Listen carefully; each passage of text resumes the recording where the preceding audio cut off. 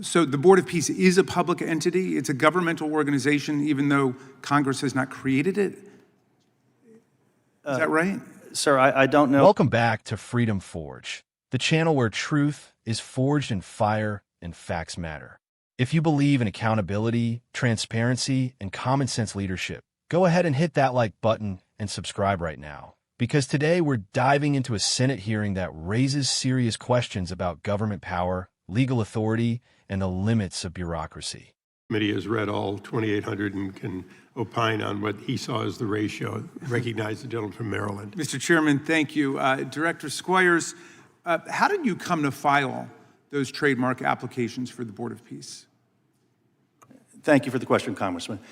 We came to file, I had them filed in response to a immediate cyber squatting land grab of the domain name. And for those who are unaware of the term cyber squatting, it's like identity theft. So were you acting as a lawyer for the Board of Peace at that point?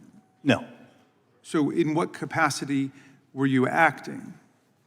Well, the Board of Peace, this is exactly the issue, and I'm glad to have the opportunity to explain it Please. and respond to your letter. The Board of Peace has not yet been formed as an international organization.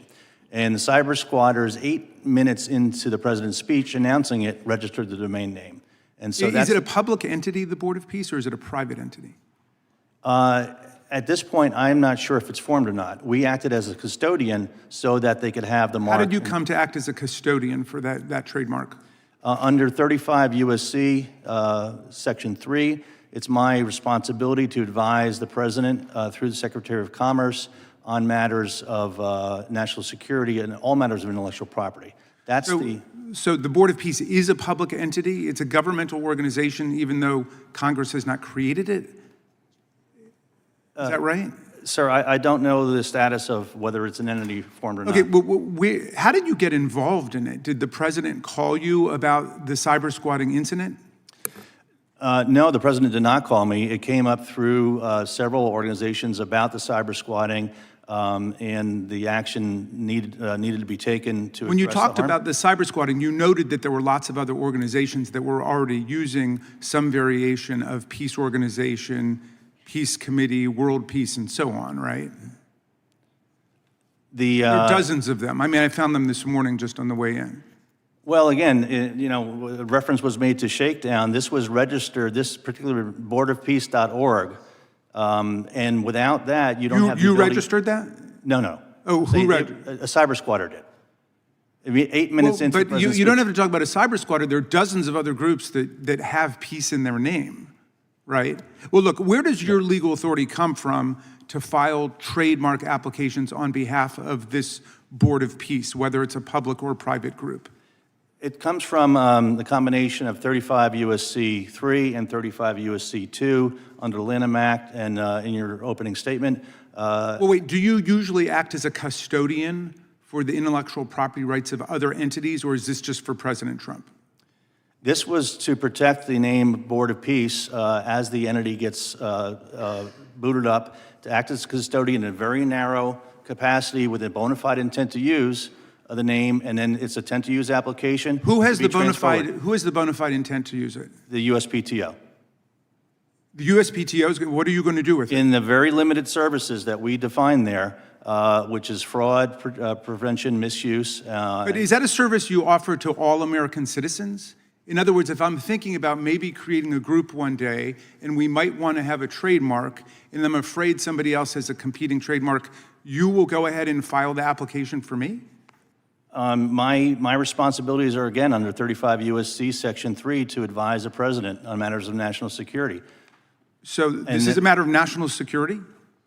Okay, let me ask you this. You've emphasized today, and rightfully so, the importance of people who are applying for patents or trademarks to pay a fee, because yours is a fee-paid office. How much does it cost for someone to seek a trademark?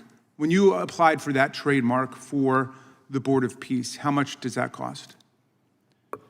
It's not an expensive fee, depending upon... the website says $350, is that right? Generally, yes. It's not expensive, okay. And my,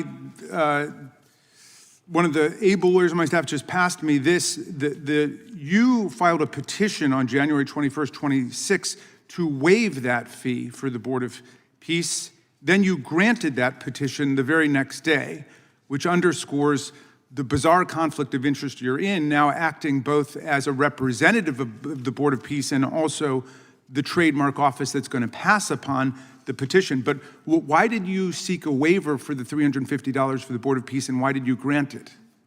The waiver was sought under the particulars of the intent to use application as the custodial filer, and I did not grant my own application. Well, your signature, as I'm reading it, you filed this on the 21st, and then you approved it on the 22nd. Well, I would like to see the document to which you're referring. Okay, but, we will get you those documents. Are you saying you would not have approved it had you seen it? I'm saying I don't recall this particular situation. Okay, but I do believe it's in your my authority. signature, Yeah. okay, it was approved by Dan Vovanisi, but your signature is on the petition. And I guess, yes. Why did you request that waiver of the $350 payment for the Board of Peace? Again, given that this is going to be an international organization, given the situation with the intent to use and the bona fide limited scope that we had, I made that petition just as I signed the application, and it was granted Okay, and then by someone finally, else. you know that the Lanham Act forbids anyone from submitting an application unless they're the owner of the mark or the legal representative of the mark. So were you representing yourself as the owner of the mark or the legal representative when you filed the petition? No, we are very clear. It's on a custodial basis. We are not the owner. It will be transferred to the entity once it's formed. Okay, well, you're listed as the owner on the petition, both for the waiver and also the application. So, I mean, that's the way the Lanham Act works. In other words, if I'm asking for your advice, could I get another company to apply for a trademark for me? What's the answer to that? If you're the President of the United States, yes. The President of the United States could have somebody else. The President of the United States has tons of trademarks. So you're saying that he doesn't have to submit himself? Where does it say in the Lanham Act that the President of the United States is exempt from the general rule that you cannot have a third party seeking an application on your behalf? I'm, again, directing you back to USC 35 USC Section 3, where it's the Undersecretary of Commerce and Director of the Patent Office shall advise the President on national and certain international intellectual property policy issues. Those are matters of public policy. They're not questions of representing the president before the trademark office, which obviously creates a stark conflict of interest. The gentleman's time has expired, but you may answer. Sir, I was not representing the President of the United States in this regard. I was representing filing an application to address the cyber squatting issue under my authority under 35 USC. I appreciate it. Thank you. I yield back, Mr. Chairman. Thank the gentleman. Now, in this hearing, lawmakers are questioning a government official about a very unusual situation involving trademark filings tied to something called the Board of Peace. The core issue here is whether a federal office, specifically tied to intellectual property, acted outside its lane by stepping in to file trademark applications for an organization that doesn't even clearly exist yet. The discussion revolves around cyber squatting, government authority, and whether there's a conflict of interest when officials appear to both file and approve their own requests. And let me tell you right off the bat, what we're watching here is exactly why Americans are losing trust in institutions. Because when government officials start bending the rules, or even appearing to bend them, it raises a serious red flag. So as I'm watching this exchange, one thing stands out immediately. The official claims that the trademark filing was done to prevent cyber squatting. Basically, someone quickly grabbing a domain name or identity online before an organization can claim it. Now, on the surface, that sounds reasonable. Protecting intellectual property, especially if it's tied to something important, makes sense. But here's where things start to get shaky. The Board of Peace isn't even fully formed. It's not clearly a public entity, not clearly a private one, and yet somehow the government is stepping in as a custodian of its trademark. That's not normal. That's not standard procedure. And when pressed on it, the official can't even clearly define what the organization is or what authority they had to act on its behalf. That should concern every single one of us. Because in a system that's supposed to be governed by laws, not individuals, clarity matters. Authority matters. You don't just get to say, well, I thought it was important, so I acted. That's not how a constitutional system works. And then it gets even more interesting. The questioning brings up the issue of fees. Normally, if you want to file a trademark, you pay a fee, around $350. It's not huge, but it's part of the process. It ensures fairness, consistency, and accountability. But in this case, not only was the fee waived, it appears the same office that requested the waiver also approved it almost immediately. Now think about that. If you or I try to do something like that, file paperwork and then approve our own exemption, it wouldn't fly. Not for a second. But here we have a government official doing exactly that, or at the very least, appearing to do that, and then claiming they don't recall the details.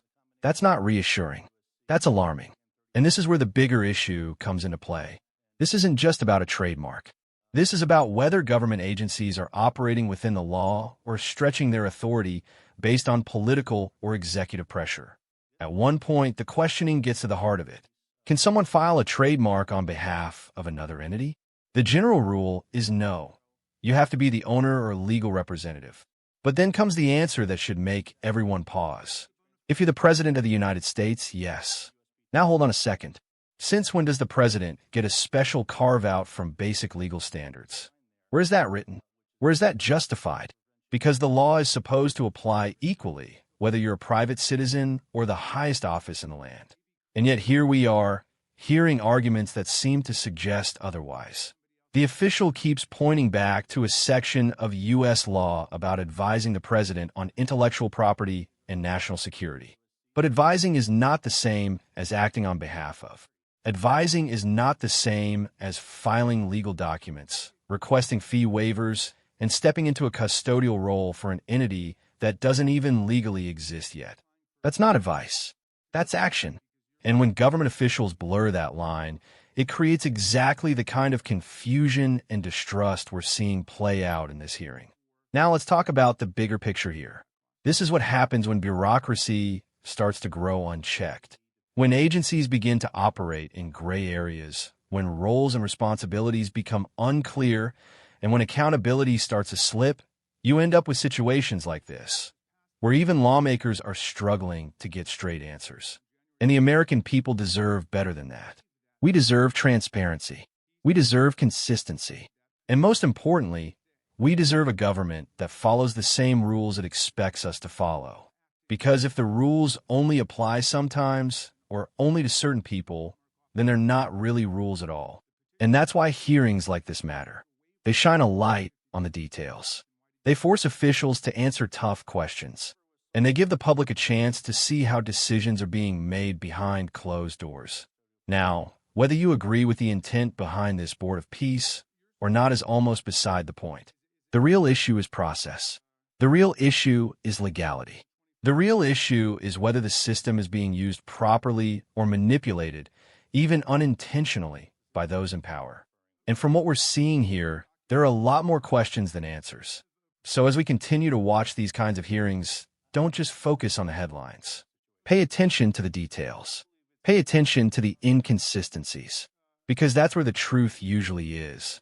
If you found this breakdown helpful and you want more content like this, make sure you like the video, subscribe to Freedom Forge, and stay tuned. Because we're going to keep digging, keep questioning, and keep bringing you the facts that matter.